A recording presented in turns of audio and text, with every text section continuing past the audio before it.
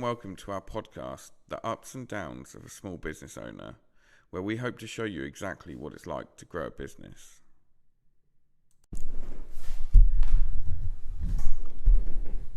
So hello and welcome. Today I'm here with Brad Burton, Ford Networking founder, author, and the UK's #1 motivational business speaker.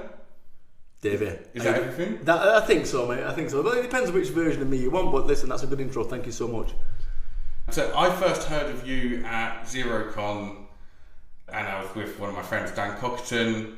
He said essentially he needed to speak to you at that point. Amazing. And that's what motivated him to start his business and to push forwards there. Wild. Equally, I went on and lit a few Yankee candles. Did you really? Was you there in 2019, yeah? Yes, yeah. You know what's crazy about that, David, is that was months before the pandemic.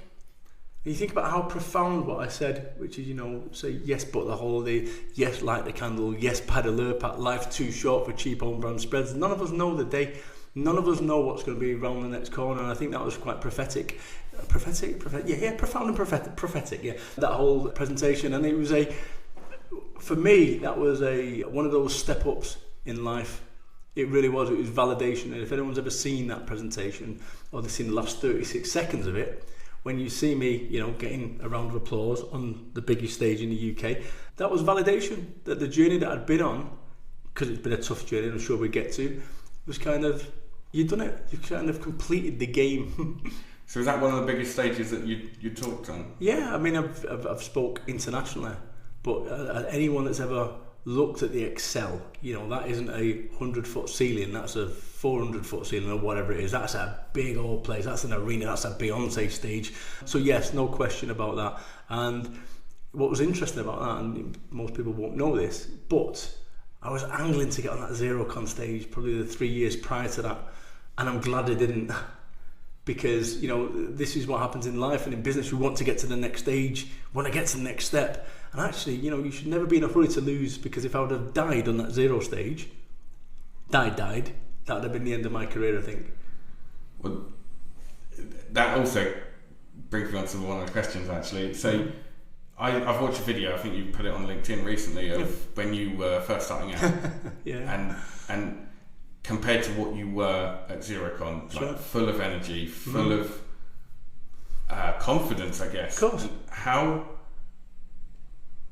how do you get from that first one to that last one? That's a great question. So, if you're a boxer, the way you learn how not to get punched in the face is by getting punched in the face. And the way you learn how not to die on stage is by dying on stage. And I must have died on stage 100 times. Now, here's where we're going wrong as a country. I'm getting into the politics now. But what ends up happening is if a leader or a politician makes a mistake, the newspapers and the news hound them. Get them out! They're a disgrace, get them out! And actually, they never get to learn. They never get to be better. And actually, if you imagine if you ever spoke on stage and you die on stage, most people say, I'm never doing that again. What did I say? Is when I do it again, how to do it better. What did I learn? And that is how I did it. So, I've spoke over 2,500 times in public. Now, due to the nature of what you mentioned before, Ford Networking, my business networking organisation, from 2006 all the way through to a year or so ago, I was speaking at the Brewers Fairs up and down the land. And that's a great way to learn how to speak. When you're speaking in a Brewers Fair with 20 networkers and people walking past with their luggage and the barista machines going off and people saying, "Are these your sausages?" So it's a really good training ground. And I think that's how I've become so proficient at being able to be confident on stage, is by doing it 2,000 times. No one's born an expert. No one's born an expert. And I guess that comes back to business and business owners. You make so many mistakes continuously, and eventually you get to where you want to be. Well, one of my Bradisms, which is what I call them, is that experience is what you win when you lose. Think about that. Experience is what you win when you lose. Every single expert that you look up to was at one point a beginner, right? And everyone's blagging it. Everyone's blagging it. So I know world-class boxers blagging it, pop stars blagging it, Dragons, blagging it. Brad Burton, blagging it. David, blagging it. Everyone's fucking blagging it. You can beat that. Everyone's blagging it. And once you realise that everyone's blagging it, it becomes a whole lot easier. Because the reality is, But to go back to what I said, no one's born an expert. And actually, the only way that you're going to become an expert is by making mistakes. And most people don't want to make mistakes, but that's what an expert is. An expert is someone that's made all the mistakes in a particular niche field. So in order for you to be an expert in whatever you do, you've got to make mistakes. And so many people don't want to do it. Me, I embrace them. So why are people scared to make mistakes? Oh, well, let me tell you something. When you make a decision, you don't know, whenever you make a decision, whether it's the right or wrong one. Would you agree? So you don't know. The only time you know whether it's the right or wrong one is after the event. Now, there's no correlation between time spent on a decision and it being the correct one. That's proven. So I will make a decision in 24 seconds. If I can't make a decision in 24 seconds, I'll revisit in 24 hours. If I can't revisit in, 24 minutes. If I can't revisit in 24 minutes, I can't make a decision, 24 hours. If after 24 hours I can't make a decision, I just made a decision, it's not important, next. So on that basis, if you make a decision and it's the wrong one, it moves you one step towards being an expert. If you make the right one, it moves you one step towards success. I believe that people are scared of making decisions because it looks stupid. But once again, you need to make decisions. You need to make mistakes in order to get to where you need to be. Fact. Great. If we go back to your beginning then, where do we start? It depends. I think my dad left when I was 6 months old. Well, my mum left him actually, and quite right, the right thing to do. And she saved up £1 every single week until she had enough money after 6 months to leave my dad. And we lived in refuges, this, that, and the other. And people tried to paint a picture that my life wasn't great as a child. It was great. My mum was an amazing lady. She still is around now, but amazing lady. She brought me up beautifully, gave me sorts of in values and so forth. But when I was 7, and these are kind of, I call these IC, and you go, what do you know about IC? Insignificant or seemingly insignificant emotional events that shape you. So I had a fight when I was 7 years old, got on top of a guy called Simon Wilkinson, and I beat him up. And I went back to my stepdad, and I said, I've just had a fight to my stepdad. And my stepdad looked at me sternly and said, why is that a good thing? If I'd have gone back to my real dad, my dad would have said, well done, son. Did you hit him? And give him... Right, so fundamentally these things shape who you are. I would have been a completely different person if I would have gone back to my dad as opposed to my stepfather. So I look at my whole life, and I was, a motivational speaker now and whatever, a business owner. But I was kind of being groomed, I would say, early doors to be a bank robber. Which is like, you think to yourself, you think that's crazy. You go, haha, I'm telling you, that's what I was being groomed for. Throughout not my family, but the people that I associated with. And I look at it and think, wow, how many people out there could be better versions of themselves? And that wasn't a road that I ever went down, but it's a road that I could have gone down. So when we look at my life and we look at where we start, I think everyone starts somewhere. And also, if I go back far enough in everyone's life, I'll find something questionable. The difference is I'm stupid enough to share it. Okay. Moving on then, from there you moved down to Somerset? Yeah, that was when I was 22, but prior to that point, I got myself a job on the YTS as a shop boy, and then ended up going from shop boy to working in Butlins in Minehead on the cleaning team. Followed my girlfriend down at the time, and then I managed to, these guys, when I was in the shop, when I was 16 years old, I met some guys. They came in and we become friends. They were the editors of magazines, computer games magazines. So we remained friends, and then they said, hey, how do you fancy getting a job as a staff writer on the magazines? And this was when I was 18. So I said, yeah, I'll do that. I came back from Somerset, from Minehead. Worked as a staff writer for magazines for 2 years. And if you go and Google Brad Burton Games Master, you'll see me on Games Master with PJ and Duncan. So, I've had a really strange career, and somehow I've always managed to get myself into some great places and to some great stages. So why you? That's a good question. Whoa, that's a beautiful one. Why did I manage to get myself on stages? That's a good question. That is arguably one of the greatest questions that I've ever had in my life, and I mean that. Wow. So when I was a kid, I was always good at 19 or 20. I was always good at getting in nightclubs for free. I would just go up there, ball up there with confidence. I've always had this kind of veneer of confidence. When I was a young man, chatting up girls, whatever it was, I always had the veneer of confidence. And I never applied it. I never applied it until the last 10 or 15 years, I suppose, because you think about, as a motivational speaker, it's a strange profession where you've got to walk into a room full of strangers and win them over. I mean, that's almost borderline mental illness. So going back to why me, I think, imagine that you and I are in a nightclub, and on the floor there's a £20 note, and I say to you, Dave, go and pick that up. No, you're near it, Brad, you pick it up. Dave, you pick it up, mate. And whilst we're talking about picking it up, somebody comes along and picks up the £20 note, and now all of a sudden you and I are recriminating as to, well, you should have picked it up, you was nearer. Let me tell you, why me? Remember before I talked about seemingly insignificant emotional events, and I talked about that fight and how I'd have been a different guy. When I was 4, and the reason I remember I was 4, it was 1977, 3 or 4. And the reason I know it was 1977 is because the first time ever this 4-year-old little kid from Salford saw bunting. It was 1977, it was a Queen's Jubilee. It was the first time ever I had a cupcake with a blackberry on it. Right, I remember it now. And there was street parties and there was a jumble sale. And in this jumble sale, there was like, pasting tables, and there was a fuzzy felt farm set. And it had 2 pence wrote on it.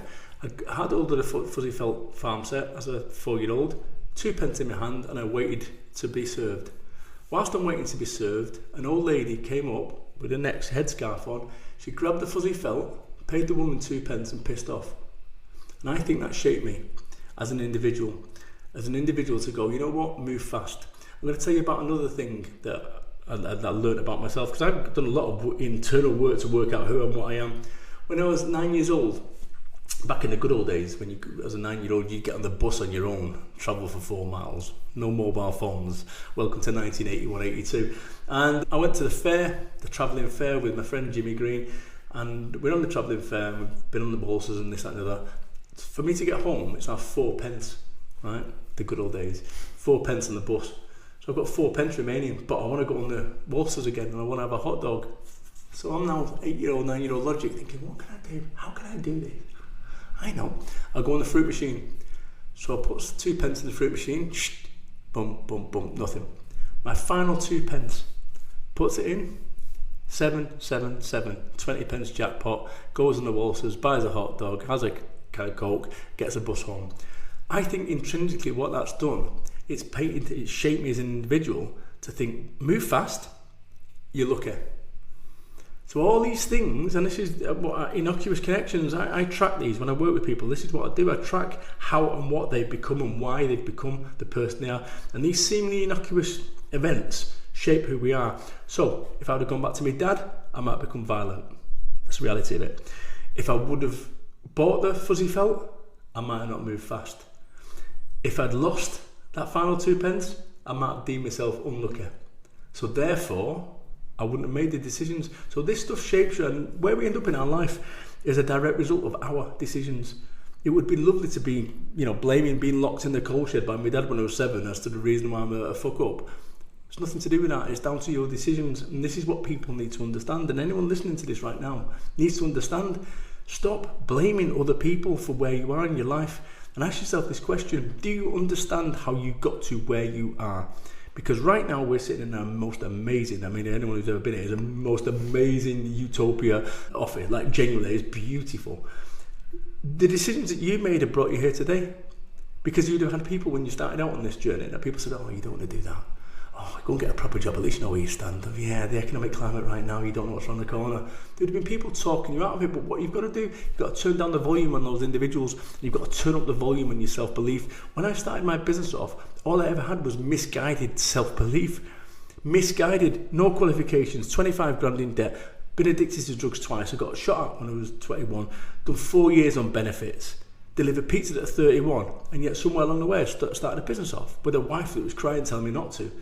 So sometimes you've got to turn down the volume on people, and you've got to turn up the volume. And those people that say, if it was me, it's not you, it's me.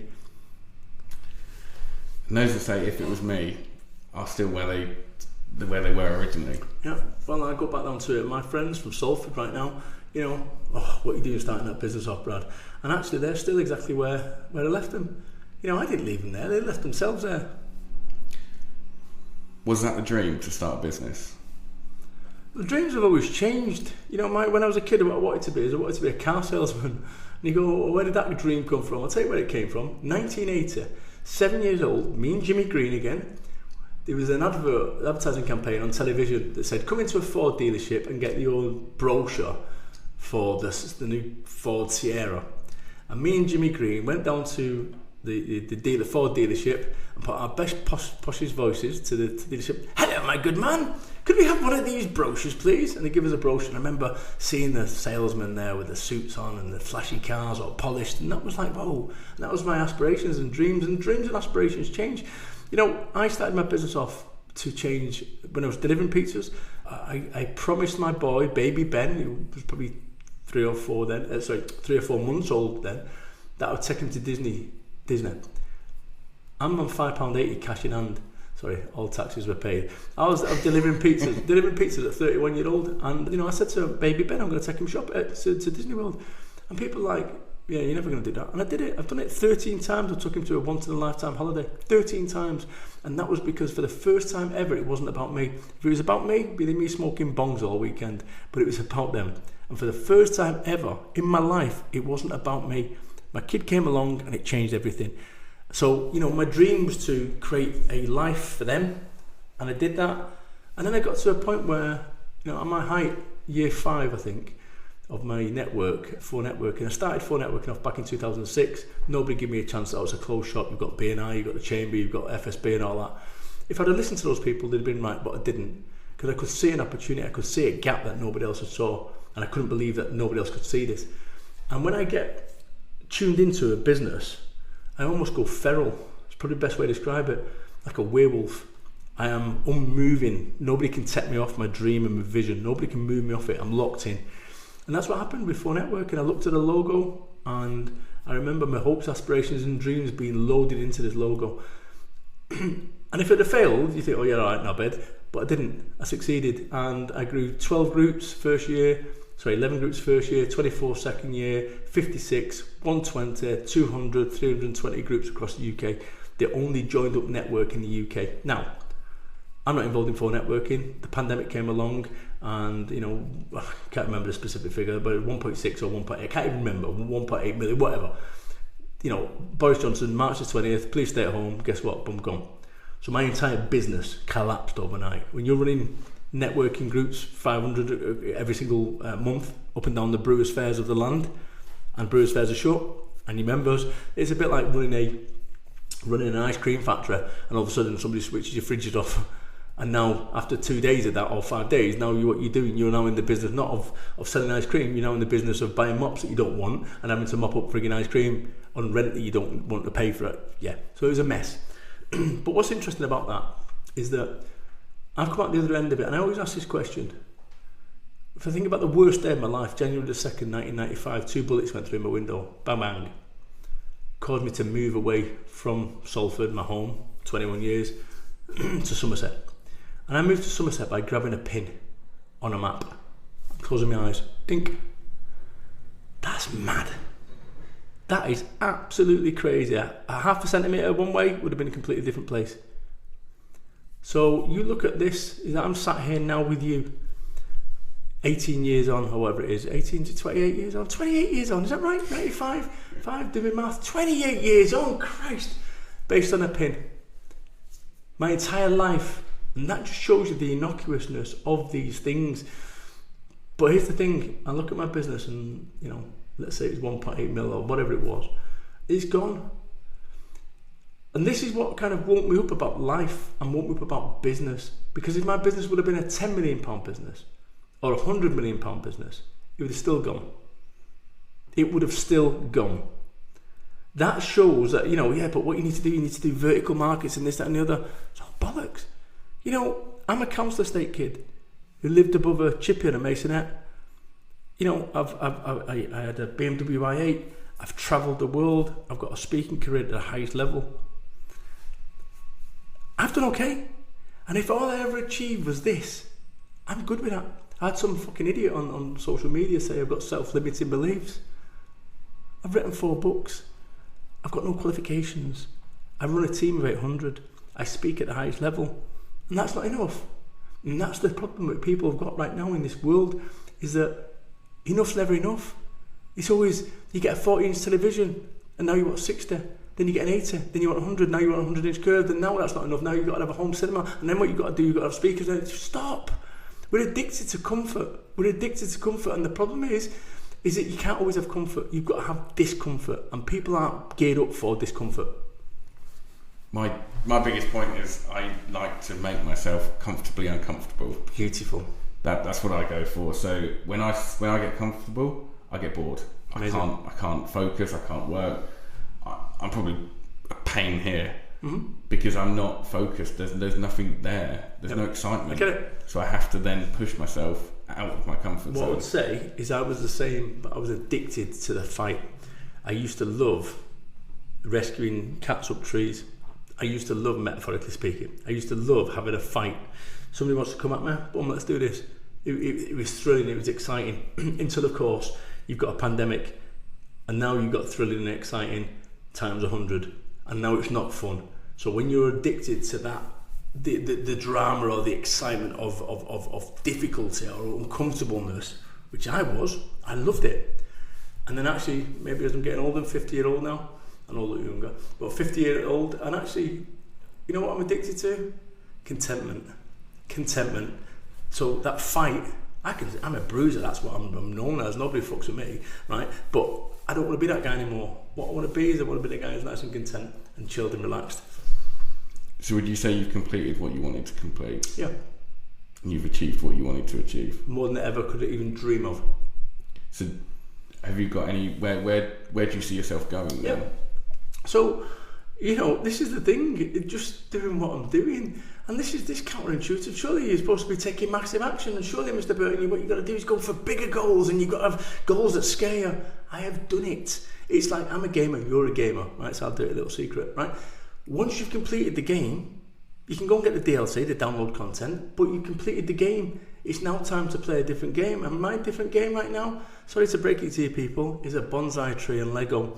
Right? And not very gangster for someone from Salford, Manchester, is it? You know, but that's what I'm saying.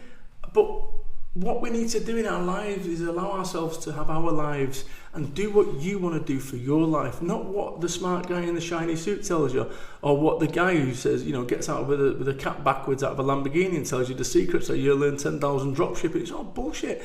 This is what I'm trying to say. People all want the quick fix. People all want the shortcuts. And there's no shortcuts. So I'm going to go and break it to you right now, David. It's going to be hard. And actually, if you're not prepared for that, and I'll give you an example of this, I'll put it in perspective. Money's not a big enough motivator, and people go, yes, it is. No, it's not. And I'll tell you the reason why. So, do you have any children? Yeah. Wonderful. Right. So, here's the thing. I'm going to give you £1,000 for every punch that I punch you in the face. How many would you want? You've got to pre-book them. I mean, I'd probably take a couple. Yeah, but you won't go for 10, would you? No, right, so I'll give you £1,000. So either, if I was going to punch your kid in the face or you in the face, how many would you have? None. You'd have them all, wouldn't you? Well, yeah, if it was either you or your kid. Yeah, she would take any. Correct. Just think about what you just said. So that says to me that money's not a big enough motivator, but you would do anything for your daughter to avoid her pain. But you would only take 2 punches in the mouth for £2,000 before you go, hang about, enough. So that's what I've done. I've realised, and this is what I'm a motivational speaker, a mindset coach. I switch everything down to that whole thing. Say, hang about, stop doing this for money. Do it for your kids. So when it comes to me, and I've took my kids to Disney World 13 times, best holidays ever, once in a lifetime holiday 13 times. Why? Because my focus wasn't on money. My focus was on what I was going to do when I got the money. There's a fundamental change to that. Strong. Yeah. It really is. Something I've said a few times as well is when you find you're enough, you can change everything. Beautiful. When you find you're enough money coming in, you can spend your time. I've heard you say it a few times, time is your biggest asset. Totally. So actually, you don't need to spend more time earning more money to buy the materialistic stuff, mate, to show off to the people that you don't really care about. Look, listen, I'll tell you a story. I'm gonna admit something that I've never admitted before. So when I got my BMW i8, 109,000 quid or whatever it was, you know, I would park it outside the pub or wherever it is, and then I'd go and, I forgot something in the glove compartment, and go open the glove compartment to get something that you've not really forgot, to show everyone how clever you are. What a dickhead. And you think to yourself, what is that about? That's just wild. So somewhere along the way, we're all guilty of that. And there's a time when you're 25-year-old and that's what you do. But actually, when you're a sad bastard like me at 47 and you're still doing it, things are not good. So I've had to take a real look at myself, and this is what I do with clients. And is I say, look, let's be really honest, because what ends up happening is people believe that you get money, you get happy, right? I had money back in 2012, more money than I could sensibly know what to do with, and I was broken. I had what I call success. I was ill. Marriage, terrible. Business, terrible. Personal health, terrible. 3 stone heavier. Diabetes, blood pressure, no sleep, addicted to Red Bull, sleeping tablets, the whole frigging lot. But I had a multi-million-pound business. And it's like, you think to yourself, okay, so I've now got type 2 diabetes as I sit in front of you right now, 10 years on, 11 years on. I've got type 2 diabetes that I've got to take medication for. Based on what? Based on Jaffa cakes that I ate 12 years ago. But it wasn't just one Jaffa cake, it was lots of Jaffa cakes, because you're powering yourself forward, because you've got to keep your business going. And you know, I'm making more money now, personally, than I ever did at a £1 million business. Which is like, my mind is blown. I don't have an office, right? I don't have an office, don't have staff, don't have a fleet of vehicles, don't have any of that. I've got the most perfect life, and it's counterintuitive. So if somebody wants to say I've got, you know, self-limiting beliefs because I'm not on a frigging sky bed on my way to New York at the moment, that's fine. I'm good, I'm comfortable, sat on my ass, playing my PlayStation, sorry, Xbox, but the consoles are available. But you know, sat on my ass, playing my Xbox, going to the gym, and doing my mentoring as and when, and doing the speaking gigs as and when. I've got no... And look, this is, you know, when you're a kid, a young man, you want to change the world. But I've realised something. How old are you? 30. Right, so I've got 20 years on you. 20 years on you. I didn't start my business till I was 31. Right? So you're like 5 years way ahead of me. And this is what I'm trying to say. But you seem genuine. I don't know, we've done podcasts, but you strike me as being right on the money here with what you've got. And actually realising what's important, because there comes a point when you've got everything that you sensibly want. I've never seen bigger monitors in my life. Not just one, there's like 7 monitors in this place, like they're amazing. But you can get twice the size ones. When does it end? And the problem is this beautiful office of yours, one day isn't going to be your beautiful office. One day, someone's going to go and throw that sign of yours in the bin, and somebody else will be moved in there. My man cave that I live in, I've got my arcade machine, that's my pride and joy. When I was 8 years old, I said I'm going to get an arcade machine. I got my business moving and I bought an arcade machine, £3,000 or £4,000, like my Lamborghini effectively. One day, it's going to be up on frigging Marketplace, Facebook for £300 on nearest offer. When I'm gone, my wife will just want shut of it. You know, a friend of mine, mum, passed away a couple of weeks ago, and they text me today to say they've got a box of ashes. So somebody's life, somebody who's once like me and you, talking, having hopes, aspirations and dreams, and wonderful neon signs and beautiful cars and this, that and the other, is now in a frigging box the size of a cig packet. And this is, I think, where people go wrong, is that you're so focused, you know, we're all going to outlive our peers by 20 years. Yeah, my dad went at 53, I'm 50. And we will talk about the end, what we're doing, where we're going to, where we're going to achieve. I think you've pretty much said it without saying it. It's a journey. Of course it is. Enjoy the journey. Totally. But you know, when I started my business off, 25 grand in personal debt, no income, wife crying, you know, no money. I wanted to get through that point. I wanted to get through to the point where, you know, where I wanted to get beyond this. I look back now, that was the fun bit. And people don't realise that. Now, what's fortunate from my perspective with the pandemic, you go fortunate, right? But the pandemic was good for me because it's allowed me a reset. Because I couldn't get off the hamster wheel of running 500 meetings and everyone's looking towards me and having to solve the problems. I never had any time to think because I was always reactive to it. You imagine 500 networking meetings a month. That's a lot of inbound coming your way.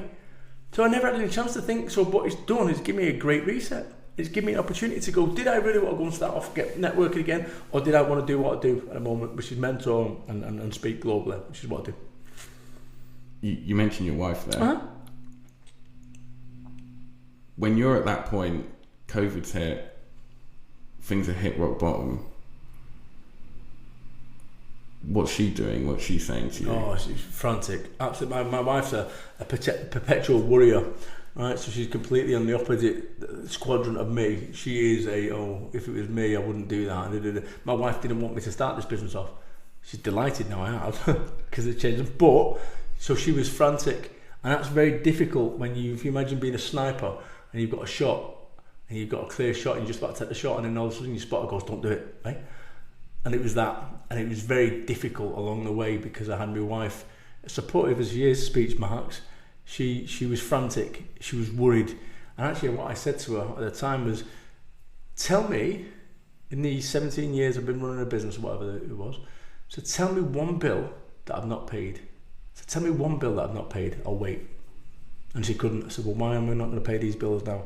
I'll find a way, Kate. This is what I do. But that's, those words didn't land with her. So, and it was really frustrating from my perspective when you're going through that, and actually you're up against it, and you've got a team of 800 looking to you for answers. I don't fucking have them. I had to pretend I did. I was at sea, almost on a life raft, and everywhere I looked, there was no land. And I had to say to my team confidently, guys, relax. I know where we're going. And I did something at a time which was called We Are the Cavalry. I don't know if you saw it, but I was kind of leveraging people to say, look, we're all waiting for the government to come and save us here. They ain't coming. You're living in cloud cuckoo land. We're wasting time trying to pretend, waiting for somebody to come and fix us, to come and fix and rectify this situation or situation. I said, what we need to do, we as a collective need to band together right now. Stop waiting for cavalry, and actually we become the cavalry. And I kind of got, messages, I'd say you get 2 a week roughly, of people saying, oh, you got me through the pandemic. And it's like, well, I didn't even realise that. It's social media, you're just posting. But people said, it's fascinating. That's what gets them through. People need hope. People need hope. Because that's the thing that right now, as a globe, is lacking hope.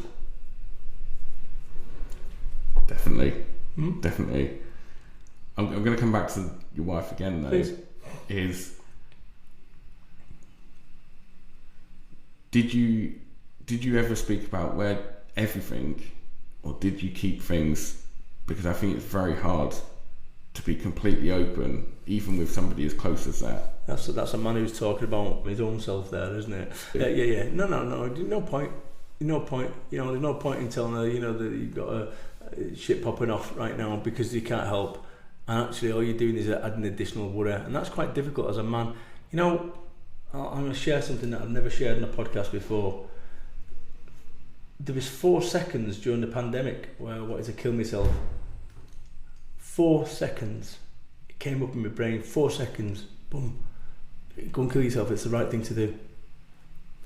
And I remember being terrified outside of that 4 seconds, going, what the fuck's just gone on there? But it was as clear as day. Oh, do you want a cup of tea? Yeah, perfect. It was that.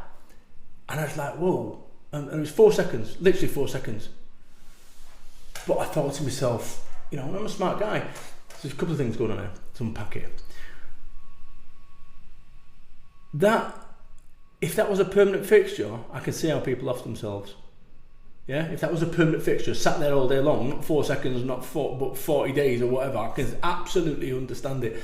But this is what people don't understand. That pandemic affected us emotionally, financially, physically, spiritually, mentally. It did everyone. I don't care how tough. I'm mentally resilient. I don't care how tough and strong you think you are. It was insidious. And I look at this whole thing here, and I think, kind of unpacking it now in real time, is what was going on there is you're trying to find a way through these impossible way throughs. So you've exhausted what we can do with the network, we can do it online, and you've exhausted everything, and once you can't see a way out, that's seemingly the only way forward. 4 seconds. First time I've ever mentioned that. So you've never told anyone that? My wife might know, but no one else. And I'm quite good with sharing it, because actually it was one of those things that I think, right, it's now the time I'm quite through that 3 or 4 years ago. But yeah, 4 seconds. Frightening. And I think that's something a lot of men do. I'm going to stereotype men as well. Please. Because we are. It's a big thing, but we don't talk as men. Mm-hmm. And you've never told anyone bar your wife? No, correct. Why is it that we hide all of this? Well, I don't necessarily know if it hide, but it's just that 4 seconds. It's like, okay, look, if you've ever seen a UFO or anything, you just that, or a bird. 4 seconds, it's gone, and actually, it's not at the forefront of your brain. But I do fear for someone who it is, and bear in mind, my livelihood is about mental resilience, and yet somewhere along the way, that as an option came up in my brain, to say, hey, this is the way forward. So I think that not everyone's as got the emotional intelligence, and what I mean by that is people just exist. Oh, what we're having for tea tonight, what we watch on Netflix, what we're doing Friday, we're going to a pub. And I was that guy as well. We don't, when we run a business, it's all external.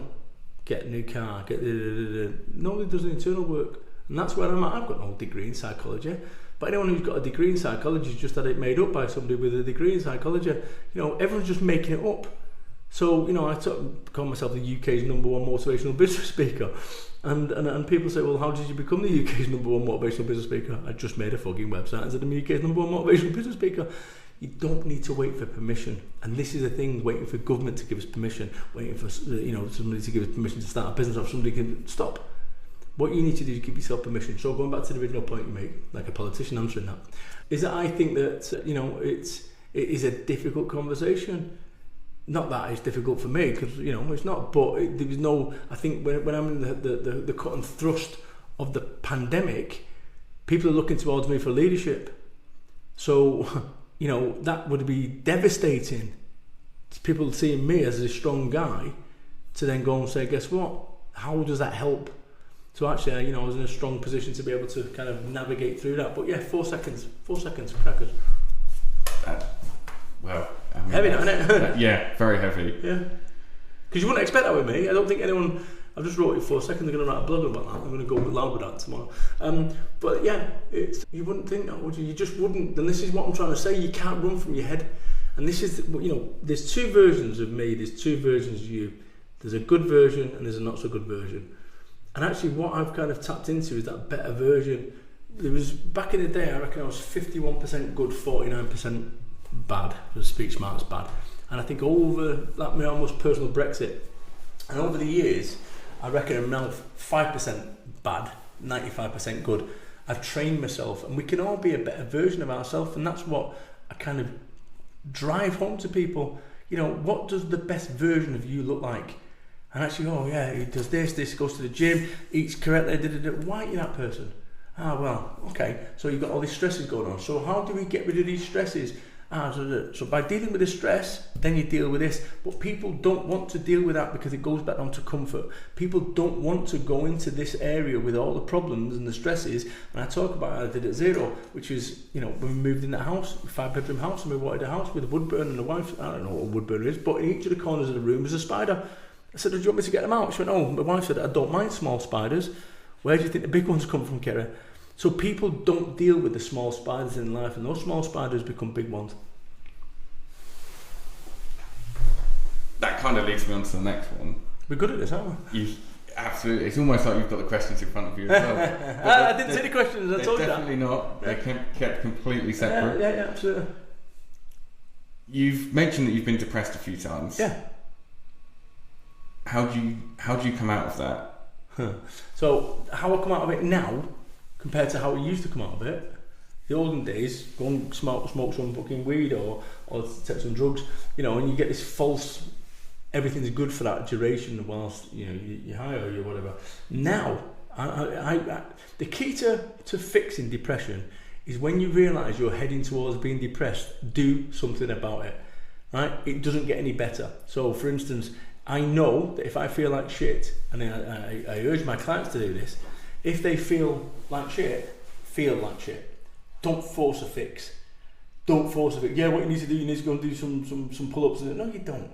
You need to go and sit there, eating skips, watching telly, feeling sorry for yourself, but there has to be a line drawn. So by all means, you want to go and have egg fried rice and curry sauce and sit there and get pissed, do it.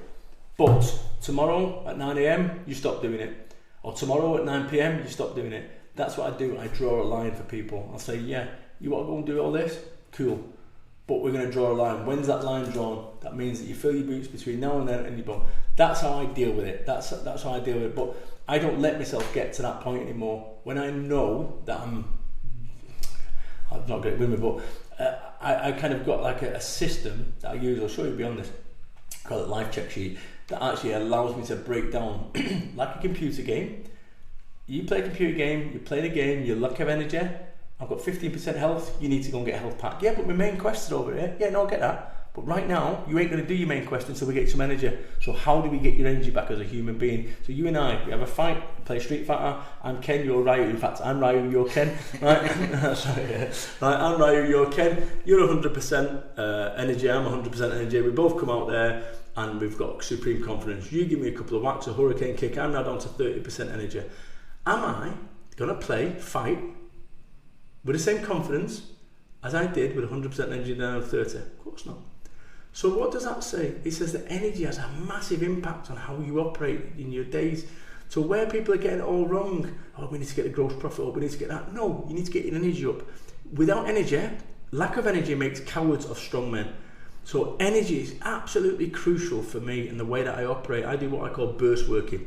So I do 2 hours of intensity in the morning, followed by, for the sake of this speech marks, 4 hours of knobbing about, followed by ending the day strong with 2 hours of intensity.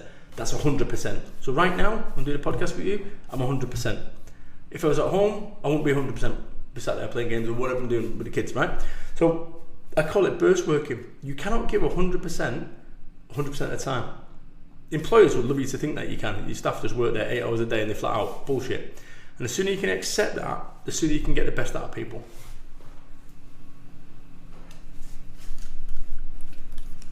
So how do you keep your energy high? By not frittering on bullshit.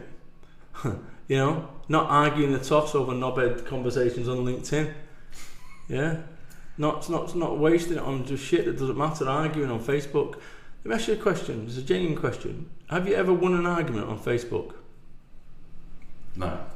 No one ever has. Yet, if I go on Facebook all day long, you'll find people arguing about anti-vaxxers, anti-this, Brexit, you know, Trump, nonsense. So people are frittering their life away. Life, by the way, just to be clear, life.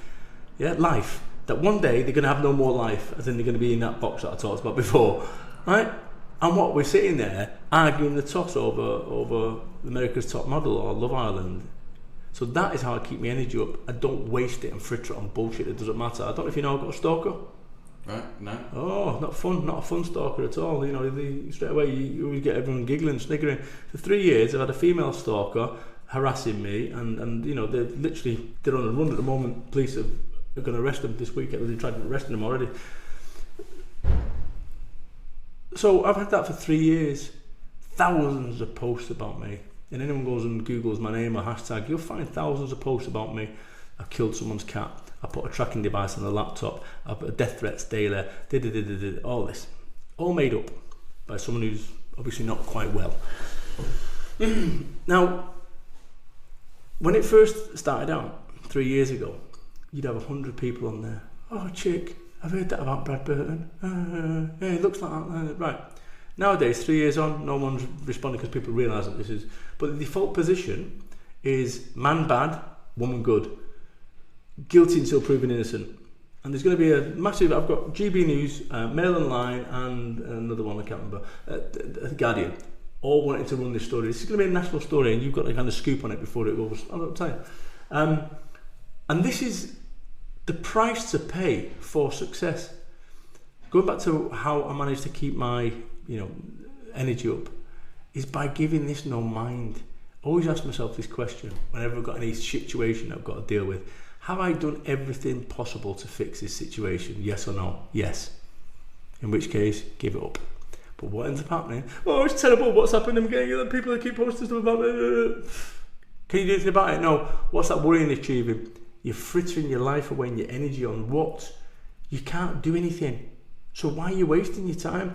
And there's a lot of acceptance that you've got to do. I spoke to a friend of mine, King Charles told me not to name drop, but I spoke to Gary Turner, and Gary said to me, he said, Brad, he said, the only way that you could have avoided getting a stalker and these terrible things that have happened is by avoiding your success.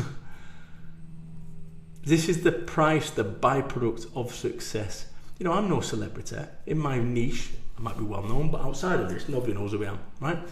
I've been spotted 5 times in my life, though, in all fairness. But nonetheless, it's great, people coming up to me, autographs. I remember, listen, let me tell you the story. Sorry, I'll come back to that other one in a second, the more serious one. But my boy, we went to Bristol Comic Con. I'm in the lift with my boy, let's say he was 7 and the other one was 13 at the time. And somebody said, "Are you Brad Burton?" And the lads were like blown away. We then went to London to fly out to Disney World. We just walked past Hamleys. The guy outside Hamleys in Heathrow, Gatwick, says, "Are you Brad Burton?" Like within the space of 2 days, right?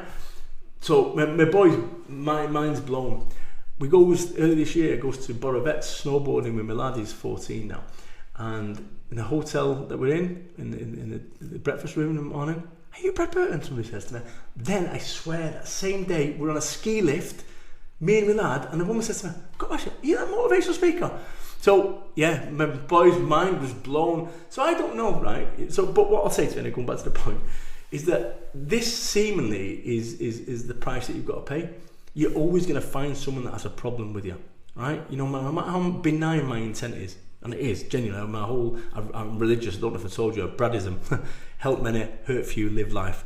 That's how I live my life, and I think, you know, you could be with Gandhi and somebody who want to put a bullet in your head for your views on world peace.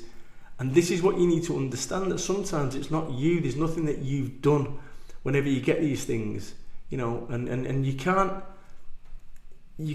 win everyone over. And people said, I had somebody once when I spoke, said, "Oh, Brad, your style's not for everyone." Here we go on our bed. I said to him, "Oh, do me a favour," I said, "Tell me whose style in the history of humanity is for everyone?" He went, "Jesus Christ." I went, "Okay, well, I can give you 8 billion people who disagree with you, but nonetheless, that's fine." So this is the point. You're not going to get liked by everyone. But as long as you like yourself, that's really all that matters. And I guess when you're doing what you're doing on a high scale, you're seeing thousands and thousands of people on a daily basis.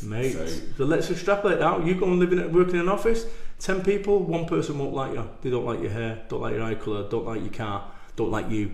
100 people, 10 people, 1,000 people, 100 people, 10,000 people, 1,000 people. And the problem is that, you know, over the years with my network with thousands of members, I had to remove people removing for improper behaviour, people removing for ripping people off, not paying invoices to people, former sex offenders that I found out about that had gone. You know, you're running thousands of members, you're going to find these things out. So I'd got rid of a load of people over time, and not, you know, like I would double check. I would measure twice, is this what we're doing, the correct course of action for the protection of our members? So I removed a lot of these people. And what happens on social media? Those people manage to gravitate to this stalker and go to bradburton.biz/stalker or Google Brad Burton stalker on LinkedIn, you'll read all about it. But they then gravitated on social media to these threads, and then you create this echo chamber that makes me sound, and it was dark, because I'm going through the pandemic. And I'm going through this completely stalker who I met for 30 seconds in a crowded room, 200 people, done nothing, said nothing, and now all of a sudden I'm doing all these things. So yeah, that was tough. And I talk about that 4 seconds, you know, this whole thing, business going kaput, pressure, people looking towards me for answers, stalker, pandemic, you know, you can see how it pushes people. Yeah. Heavy. And I think everybody has stuff going on. Of course they do. You don't know what everybody is dealing with. Well, let me tell you, I break things down. I've got a system, I'll show you in a second, beyond this. But I go and I've got 10 like categories that I kind of judge people on like a MOT, pass, 50-50 or a fail. So it'd be like health, family, finances, focus, courage, I go back down to the worst of my life, and I had no passes, 1 50-50 and 9 fails. Right now, my life, if I was to do the same, got a barometer test now, I've got 9 passes, 1 50-50, no fails. So you'd see me right now, you see me 12 years ago, I look exactly the same, but you've got no idea what's going on upstairs. No idea what I'm dealing with. I've got no idea what you're dealing with. But what we're doing now is we're doing a wonderful utopia, everything's amazing podcast. I have no idea what's going on right now in your world. You've got no idea what's going on in mine. And that's the bit, because we have a version of ourselves. People expect a version of Brad Burton when I turn up at a place. And I've got to be that person. I've got to lean into that person. Shoulders back, teeth whitened, sunbeds, and Mr. Confidence. You know, and actually when you realise that actually every single one of us is where I started, blagging it. And once you realise that, it's a whole lot easier to accept. And remember, the difference is, as I said to you before, everyone's blagging it. The only difference is, I'm honest enough to share it. Okay, going to being honest enough to share it. Please.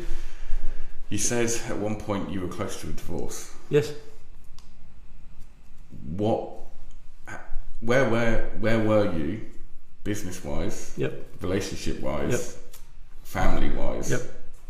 Okay, so what we end up doing is we end up believing that once you get to the top of the mountain, it's going to be amazing. I got to the top of the mountain and guess what? It was empty. Everything that I thought the promised land wasn't actually there. And something that I realised about what I call the success mountain, I ask people, what is at the top of the mountain? And they tell me. So I do this. I've got summit there, midpoint, base camp. Tell me the 4 things that are on the top of the mountain, and they tell me. And I go, tell me what's at the midpoint. And they start running out of it, and they realise that actually they're already there. So for me, my focus was on business at any cost, and that cost was to my marriage. My wife didn't like me, I didn't like her. Every time I'd go out, I'd be fresh paint everywhere I'd go. Oh, it's Brad Burton. Everything was amazing. I'd go home, and the wife that had been with me for 10-15 years, I wasn't that guy. So I was intoxicated by how clever I am, when actually I'm just the same guy, but somewhere along the way, my ego, I hate that word, but there's a better word than that. But my persona had overtaken who I once was, and I forgot who I once was and where I'd come from. I started believing my own hype, not in a negative way, but I had to believe it because that was the person I'd become. So, me and the wife, we had a divorce lawyer booked on the Friday, and on the Thursday, we sat in our 5-bedroom detached house, which is inconceivable because I was in a council estate above a chippy when we first started going out. Like, mind-blowing. And we sat in our big farmhouse table and we cried. And my wife said to me, I understand how we got here. I understand how we got here. What she should have said is, there's your bags, fuck off. That's what she should have said. But she's smarter than me, my wife.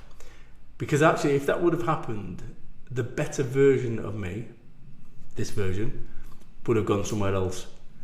And that would have been really sad, given what we'd been through to get to that point. So everything that could go wrong in my life at that point did. I go back down to that whole past 50-50s and fails. 9 fails, 1 50-50. Now 9 passes, 1 50-50.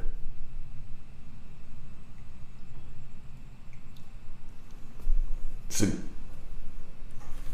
it comes to almost trying to juggle the business, the personal life, the kids, and everything else. Let me tell you a story. So when I first started my business off, I was juggling finances, emotions, worry, business building, fulfilling business, invoicing, PR, all that. I remember thinking to myself, gosh, I can't wait to get through this. And it'd be amazing because what I can do, I can have staff and they could juggle for me, and I could be in the Maldives, and I could, my kids could be playing, and we could be holding hands with a wife, and we're 5-star hotel. And let me tell you something. At my height of my business, guess what I was doing? Juggling. Now, 19 years on, guess what I'm doing? Juggling. We're not business owners, we're jugglers. And the sooner that you realise that, and your ability to get through this and to succeed is your ability to juggle. And some of those balls that you're juggling are going to be made of glass, and some of them are going to be made of rubber. And some that you drop, you fuck up, and your life gets fucked up. Some that you drop, you can pick straight back up and go again. But your ability to be able to juggle everything that's inbound, at some point you can have one thing, too many, come into your juggling circle that's then going to mess everything up. So sometimes you've got to be brave enough to say, no, I don't want that ball, thank you. Yeah, but no. And that's what I've got now, 50 years old. I'm old enough to be a dad, which scares me to death, right? I can barely look after myself, keep myself alive. But you look at that, so we're jugglers, we're not business owners, we're not entrepreneurs. You're a freaking juggler, get used to it.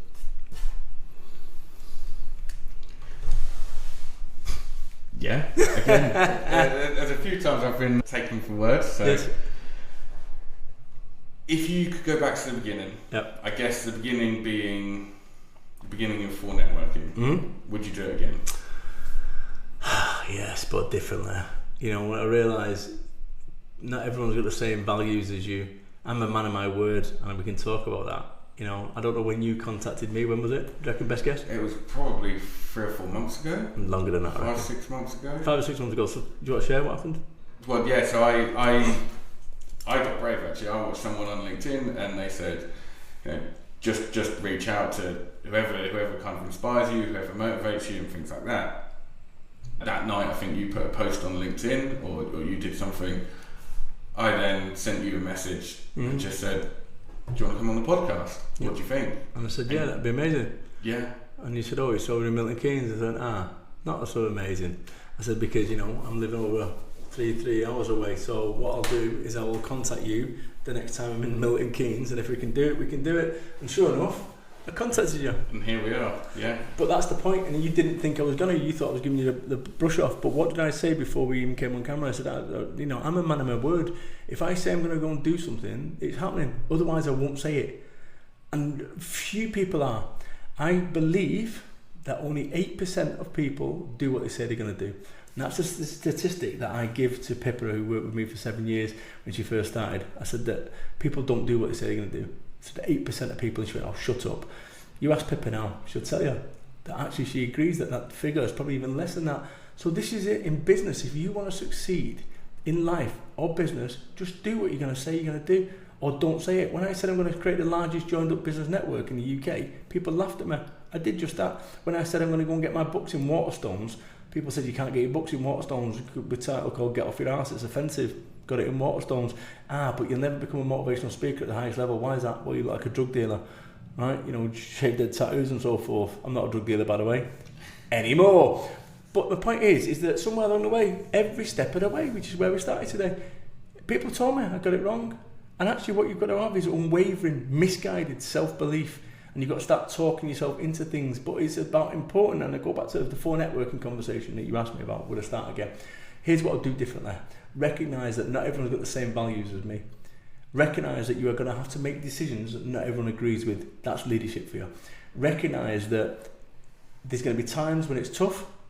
Recognise that money and business, there's more to life than money and business.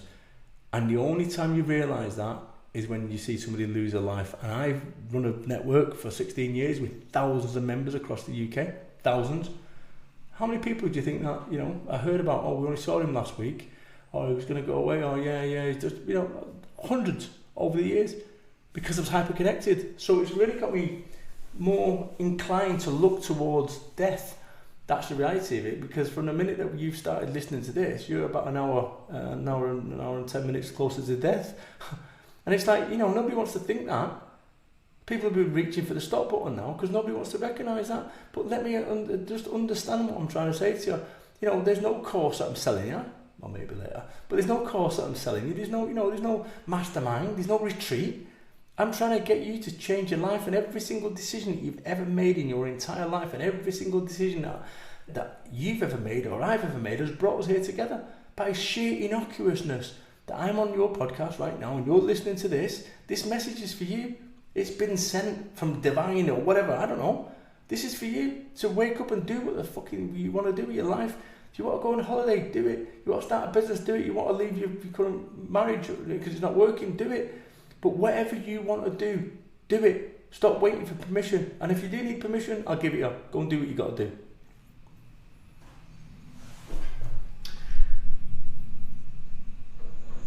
I don't know where to go from there.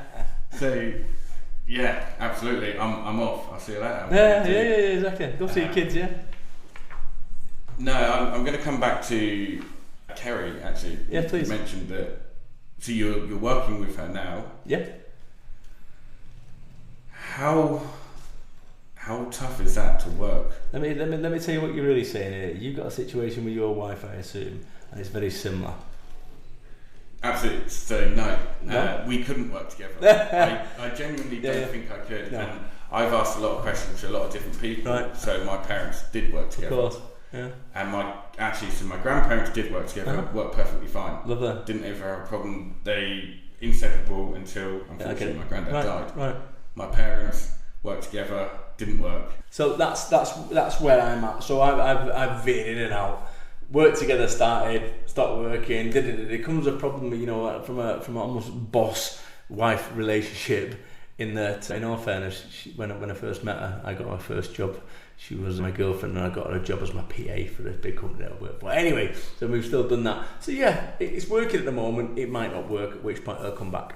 How do you separate work? We don't. Personal? You don't. It'd be lovely to go, oh yeah, what we do is we shut the laptop at the bollocks. So no. And I think, like I say, sometimes you get a bit of lit back and you think, hang about, if you was the employee, you wouldn't do that. But she's not an employee, she's my wife. But this is the thing, I've got in a situation where, like I say, I go back down to it, and I'm in a really good place from a business perspective and a financial perspective right now, which actually, you know, when I first started, it was me, then I had a team of 800, now it's just me again and Kerry. But, you know, I recognise that she's not on it in the same way that somebody who was full-time would be on it, but equally I don't have to spend 25 grand a year, basically. Yeah. So we can go on better holders. And it works. Loosely, for the time being. But I'm not that stupid to think it's a permanent fixture. At some point, maybe Kerry will have to piss off again and go and do real work. So this isn't real work?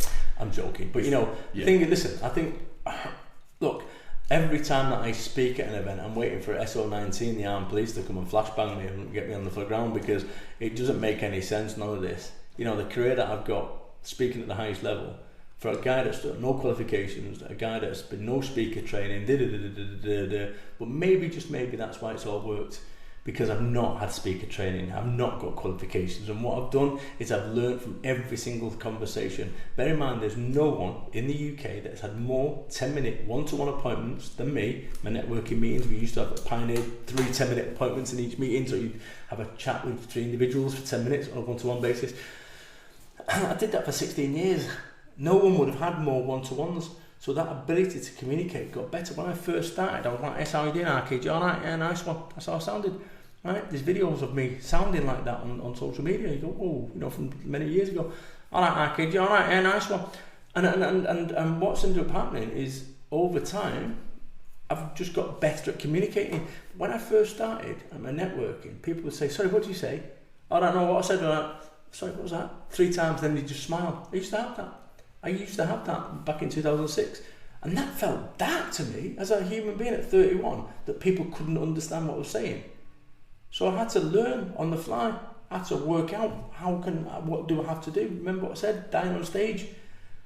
I'll never do that again. What did I like best? What would I do different next time? So I've had to learn every step of the way. If you had to give someone a bit of advice on networking, considering you've done it probably more than almost anyone I could name. Yeah, of course. What would you say? Never underestimate anyone. Never overestimate anyone based on the car they've got, based on the suit they've got, based on the handbag, based on the trainers. Treat everyone the same with respect, because it's not just the person you're talking to, it's all the people they know. Yeah, I'm not really in the market for a candle, thank you all the same. Their brother-in-law works for ICI and is the head of leadership. You don't know. And I've seen people do that. Some people didn't know who I was. So I'd turn up, driving around the UK up to 40,000 miles a year, 13 meetings in a week for networking. People didn't know who I was. I don't look like your archetypal managing director. So people would either dismiss me on occasion or not want to have a one-to-one. That's cool, because what they've just done is they've deselected themselves, and then they find, "Oh, you're the managing director, can we have a one-to-one?" Not really, no. So that in itself was a test, and this is what I'm trying to say. I don't look like an archetypal managing director, an archetypal director. I wouldn't get in the, whatever it is, the Directors Institute, because I don't have a tie and a pinstripe suit and a monocle and 3 pieces. It's all cobblers. It's bullshit. The world has moved on. Yeah. The world, right, t-shirts, exactly, the world has moved on. And the problem is those people that have not moved on are trying to keep hold of it, and it goes back onto what I said before, which is this whole thing where the reason that we struggle with change is that we're unwilling to let go of the past. And the only way that you can move forward is by letting go of the past. By letting go. If I was to go and give you a red hot coal right now and put it in your hand, how long would you hold on to it? You wouldn't, you'd let go of it. But in life, people hold on to red hot coals. They shouldn't have done what they did. They said what they did. They ripped us off. And every single time you're holding on to that red hot coal, you're hurting yourself. Painful. You need to let go. And that's what I've been really good at doing, letting go. Don't give a shit what people think of me. I'm not bothered. Like, genuinely, I'm not bothered. Doesn't mean I'm going around being oafish or creating problems for myself. I'm not that stupid. But if somebody doesn't like me because of the trainers I wear or whatever, that's on them. That's on them. You know, I move at the highest level. At the highest level. In the UK specifically, in the highest level. Like, you know, I've got the black book there of numbers that people wouldn't believe that I can ring up. Oh, but yeah, good mate. Boom. That's it. Why? Because I treat everyone the same with respect. Colin the carpet cleaner, the same way as I treat Alan Sugar. Makes no difference to me. Whether Alan Sugar would appreciate that, I'm not bothered. I treat everyone the same with respect. That's, I think, one of my big kind of things that I've always been majoring on. Maybe it's coming from a working class background, never having a pot to piss in. And I used to have people looking down on, and I don't look down on anyone. I don't look up at anyone either. I treat everyone the same on the same level. And that's exactly how I treat everyone. I don't, honestly, I don't just, you know, looking up or, hello, Sugar. Not interested. I mean, even when you came in the office here, you said hi to everyone. Yeah. You know, there's quite a few people who do that now, but there's still people who don't. Yeah. But once again, we don't know. We might be nervous or they're shy or they're introverts. You don't know. So once again, don't assume anything. But that's where I'm at. And like I say, no one's perfect apart from my wife. If she's listening. She won't listen, trust me. No, she won't be listening. I guarantee. Is there any question you thought I would ask that I haven't asked? No, and I'm good with it. You know, like I say, people when they do podcasts go, oh, send you all the questions and you can, I'm not interested. I just, you know, this is the thing, what we need to do is I'm learning right now. I'm learning. Every single day I learn. Every single time that I have a question, I learn. And I'm good, absolutely good. So, just to close it, I've got the Diary of a CEO cards. We're going to pick one at random, and it's got a question on it. Cool. Essentially. Ready to go? Yeah. Is there something right now that you're doing wrong but you haven't yet fixed it? If so, how will you get unstuck? Scott Allison. No, and this is the thing, is that I'm dealing with everything. So this is, I mean, look, you'd expect from some lot, I'm human. I'm not perfect, right? I'm not perfect. So on occasion, I might party a little bit harder than I perhaps should do. However, in the round, I've dealt with everything. I've dealt with, like, honestly, I go back down to it, I've dealt with everything. I've almost cornered. So I'm going to talk about this, about lamp and laser. So if you have a lamp on the table with all your issues, and then once you've got rid of all the issues, all you're left with is one, and that's laser focused, and that's what I've done. So I've dealt with everything, and this is what you'd expect with a mindset coach. That's what I've done. So I've got nothing left on the table. You're doing what you preach. I've got a big, exactly. So exactly that. What would you do it all again? I guess for me personally, absolutely. It's been a hell of a journey. Yeah, no question. It's changed my life, and you know, here's the interesting thing. I've changed the lives of thousands of others, and I didn't even realise that. But you think about for networking, you know, for 16 years, giving people opportunity, and it's only when you lose something that you realise how valuable it was.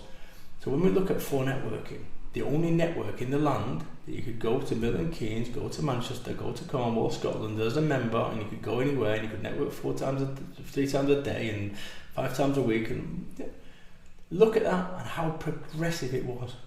How progressive it was. And the only thing that stopped it was the pandemic, which was out of my control. Go back to what I said. Have I done everything that I can? Yes. In which case, forget it. Done. And it's gone. There's somebody, a firm, I told it out to someone, but you know, they've got a big hill to climb to rebuild the network that took me 6 years to get to. You know, post-pandemic, people aren't networking like they once was. They're just not. And whether they're out of kilter or out of experience, so you know, something's changed. The dynamic in the UK has changed, and this new, whatever the new is, needs to be found, and people need to find themselves. And actually, one of the things that I've kind of realised right now is, you know, I don't need a 10-bedroom mansion to be successful, but you know, Grant Cardone will tell me that's what I need. And look at me here strapped in a jet. Well, you crack on, Grant, because you don't see your children every day. You've sort of seen your schedule, what you do. 23 hours a day working. Well, that's great. I've got 23 hours playing on my PlayStation and going out to skimming pebbles with my kids. Who's the fucking idiot? Exactly. I don't know. You know? Exactly that. Because I tell you, go back to what I said, which is that business. If it had been a £10 million business, it would be gone. You know, I was talking to a guy the other day, he's got 100 properties. I'm thinking, have you got mental illness? I'm genuinely thinking, have you got mental illness? I'm not joking, I said that. Have you got a mental illness? What are you doing it for? I was out with a friend of mine, Danny M, and we're at Gaucho's, must have been 4 years ago, because I'm a vegetarian now. As you know, when you interview a vegetarian, don't worry, they'll tell you. I was at a Gaucho's steakhouse, and he's got a £2 million business. And I went, well done, mate, on what you've done. Council estate kid again. He said, oh yeah, I'm going for a £10 million business. I said, really? He said, yeah. Wow, amazing. I said, tell me, how old's your boy now? He said, 5. Okay, cool. And how long's it going to get you to get this £10 million business? You know, in about 8 years. Oh, I said, then what are you doing that for? He went, so I can get the nice things for my family. I went, like what? He went, you know, the nice things. I said, no, go and tell me. And I looked at him dead in the eye. I said, go and tell me. And he's like, mate, you're on frigging autopilot here. You're like a Skate Electrics car going around the track that somebody else has built for you. Is that really what you want, a £10 million business? What is there that you can't get with a £2 million one? Tell me. Tell me what I'm not taking a piss. Tell me what it is. You're from council estates. Now that doesn't mean don't be driven, don't be ambitious. But if being driven and ambitious is causing you to be unhappy, or to lose your childhood with your boy, they're crucial, because let's be quite clear, when he's 13 or 14, he ain't going to want his dad. He ain't going to want to play football. And I've met so many people that have got to the end of their days, so many business owners that have told me that they got it wrong. And I've got it wrong. So my boy Ben, who's 19 now, first ever Burton to go to university. First ever Burton to go to university. That fascinates me now. In that you think about my life, that actually if I'd not made the decisions, Ben wouldn't be going to university. There's no way, right? But you look at that whole thing and go, what is this all about? We spent, the society tells us what we need to have to be a success in life. How did anyone ever lose weight before Weight Watchers? How did anyone ever get the macros right and the protein before Huel created some bullshit products? How did anyone ever become happy before they made PlayStations and widescreen televisions? We've over-engineered a problem that didn't exist. Before all of this tech, people used to do things called talking, going out. The nightclubs when I was a kid, or 20 odd year old, flat out, you couldn't move for nightclubs. Right now, nightclubs are dead. I've got friends of mine who own nightclubs. Why? Because entertainment is too good. It's in our hands. We can watch Netflix, we can stream, we can do this, we can do that. Big televisions at home. Before you used to have to go to an arcade to play decent games. Now you've got one right here. So the whole thing is gearing us up, whatever the thing is. I'm not getting conspiratorial, but I'm just saying, is that we are being domesticated. We're being battery and domesticated, and we almost need, including me, to decouple from our devices and start getting back to our lives, about what life was before this. I know we're rounding off now, but let me just share this because it's quite important. We've got a physical world, right? So you've got to look after your physical well-being, your mental well-being, your financial well-being, your spiritual well-being, if that's what you're into. I've got spiritual in the last few years. That's another conversation, I'll take it offline. But I've got spiritual, not religious, spiritual. I found something there. But then we've got digital. So we're maintaining these balls within each of the physical world, the mental world, the financial world. We're juggling all these frigging balls. So not only were you juggling out for one set of juggling, you're now doing meta juggling within each of those things. And it gets worse or better. Because right now, 20 years ago, there was no digital world to juggle. So lives were already busy enough 20 years ago. You've now thrown in a digital world right now. And actually, you can't just watch a YouTube at one speed. You've got to watch it at 1.5 to get more data. And our little puny brains ain't processing long enough, and this is why mental health is becoming unravelling, because people are trying to keep up. Gary Vaynerchuk, hey, you need to be doing 100 pieces of content a day. Are you for fucking real, Gary? You might be able to do it because you're a machine. I can do it because I'm a machine. But your average Joe, no. And also your average Joe isn't going to get any tactile feedback of their content. They're just going to be walking and talking shit to themselves and getting no likes or so therefore you're setting people up to fail. One size doesn't fit all. If I go and wear a designer suit, perfect fit for me. You go and wear it looks like shit, and vice versa. One size doesn't fit all. Find what suits your life. Agreed. I was going to come back on something there. Go on. But I've forgotten it. Juggling. No, I couldn't even tell you what it was. That's all right. You know what? We often in our lives lose our way. Every single one of us loses our way, including me. I've lost my way in my life maybe 4 or 5 times. And it's actually a case of refinding yourself and refinding a way back. And don't ever, whenever you lose your way, and you will, and I want you to listen to these words, that you can find your way back, but what it requires you to do is to stop moving, stop trying to find a solution. I drove all the way here today, 3 hours driving in my car, in complete silence, with my AirPods in on noise cancelling.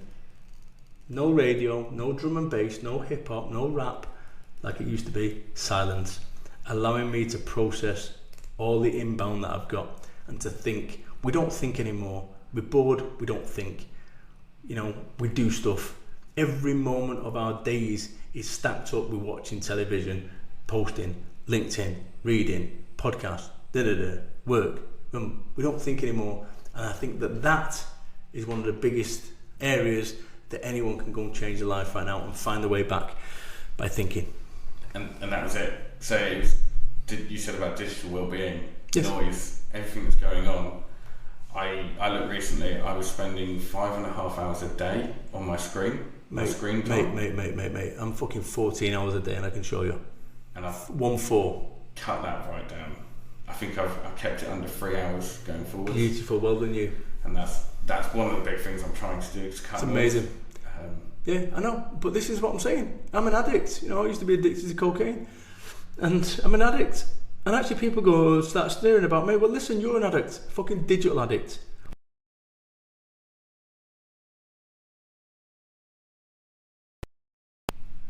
And that's it. We're in danger zone as a society. We're in danger zone. We are in danger zone. Everyone's looking down. No one's looking at their own life. Everyone's looking at other people's lives. And it's scary what COVID's done as well. Because I think kids are now becoming more and more anxious. They're struggling more and more. True story. They don't want to leave the house. They want a job where they can work from home. Absolutely. Yeah, and we're being domesticated by our devices and jobs. Human interaction is struggling. That's right. It's up there, and it's and I think that when I look at my network, think about my network. My network was groundbreaking in that the tagline was for networking, 50% social, 50% business, and it works. And people say, it should be 80% business. I'll go and get some social police. But I realised the power of understanding of people. And actually, there's this, talking to people. This is a forgotten art. So info networking not being what it once was, because I moved away from it.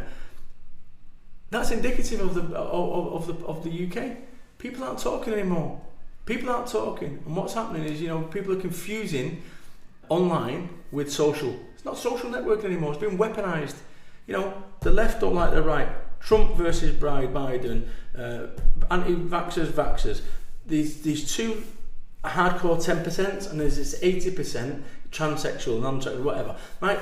There's 80% of people that daren't put their head above the parapet. So consequently, they're sat in this no man's land. I've got certain views that if I was to put on social media, I'd be cancelled in about 3 seconds. That's crazy. So therefore, someone like me who's outspoken daren't put their head above the parapet about sensible conversations. So nobody has the sensible conversation. So therefore, the sensible conversations aren't had, and the problems get bigger and bigger and bigger. And actually, once again, we're addicted to comfort. We're addicted to non-aggression, and consequently, we end up creating the very thing that we're trying to avoid. Crazy. Exactly that. So yeah, thank you for coming in. Thank you for almost every bit of that motivational conversation. Good, I've enjoyed it, mate. Hopefully it can make an impact on quite a few people. Good man. And I'm going to close it there. Top man, thank you very much, friend. If you've enjoyed listening to our podcast, please like and follow, and make sure to tag us on social media.